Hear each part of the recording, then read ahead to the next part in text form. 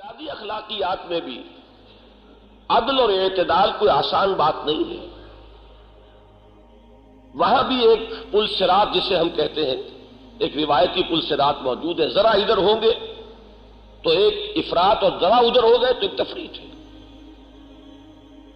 ان میں بھی مختلف اخلاقی اقدار کے مابین ایک توازن اور اعتدال بہت مشکل کام ہے. اسی کی مثال میں نے کل دی تھی. رہبانیت قرآن مجید بھی کہتا ہے کہ کسی بدنیتی کے تحت ایجاد نہیں کی گئی. وَرَهْبَانِيَّةً ابْتَدَعُوهَا مَا كَتَبْنَاهَا عَلَيْهِمْ، ہم نے لازم نہیں کیا تھا إِلَّا ابْتِغَاءَ رِضْوَانِ اللَّهِ. لیکن ظاہر بات ہے کہ جنہوں نے بھی رہبانیت کا نظام ایجاد کیا وہ نیکی ہی کا جذبہ تھا ان کا. اللہ سے لو لگانے کی شدت تھی کہ جو حد اعتدال سے تجاوز کر گئی تھی، جس کی دو مثالیں کل میں پیش کر چکا ہوں کہ حضرت عبداللہ ابن عمرو ابن العاص رضی اللہ تعالی عنہما کو حضور روک رہے ہیں. معلوم ہوتا ہے ایک جذبہ ہے، وہ عبادت اور زہد اور تبتل اور انقطاع، اس کا ایک ایسا منہ زور جذبہ ہے کہ جسے روکا جا رہا ہے. ایک تو یہ ہے کہ کسی کے اندر دنیا پرستی اور لذات پرستی کا معاملہ ہو اور اس کو روکا جائے، یہاں معاملہ برعکس ہے. لیکن روکنے کی ضرورت ہے، اس لیے کہ یہاں بھی اگر حد اعتدال سے تجاوز ہو جائے گا تو نظام غلط ہو جائے گا اور خیر سے شر وجود میں آ جائے گا. اسی طرح وہ تین صحابہ جن کا بخاری میں واقع آتا ہے، ایک نے کہا میں ساری رات نماز پڑھا کروں گا، اپنی قبر بستر سے نہیں لگاؤں گا. دوسرے نے کہا میں شادی بیاہ کا کھکیر مول نہیں لوں گا. تیسرے نے کہا کہ میں کبھی ناغہ نہیں کروں گا، روزہ رکھا کروں گا ہر روز. لیکن حضور نے بڑی غضبناکی کے ساتھ، بہت ہی یہ غیر معمولی ہے اس حدیث میں جو حضور صلی اللہ علیہ وسلم کا جو سامنے آتا ہے طرز عمل، آپ نہایت غضبناک ہوئے اور آپ نے یہاں تک فرمائے الفاظ کہ خدا کی قسم میں تم میں سب سے بڑھ کر متقی اور سب سے بڑھ کر اللہ کی خشیت رکھنے والا ہوں، لیکن میرا طریقہ یہ ہے، میرا تو یہ طریقہ متوازن ہے.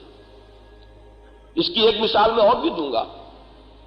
اس کا تعلق ہے ہمارے معاشی نظام کے ساتھ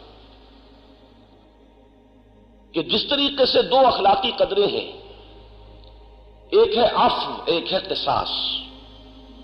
عفو کی اپنی اہمیت ہے، کسی نے آپ پر زیادتی کی ہے آپ اسے معاف کر دیں.